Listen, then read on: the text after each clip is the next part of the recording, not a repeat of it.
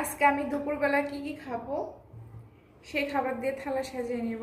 যেহেতু আমি ডায়েট করতেছি তাই অল্প করে ভাত নিব।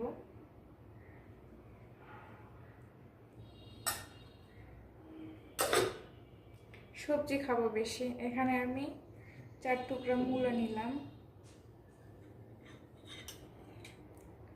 টমেটোর সালাদ,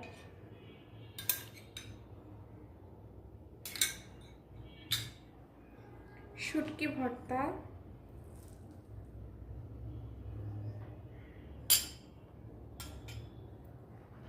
মলা মাছের চড়চড়ি,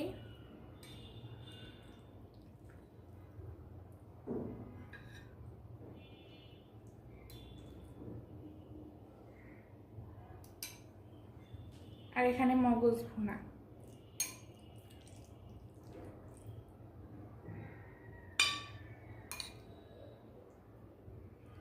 এই তো থালা রেডি হয়ে গেল।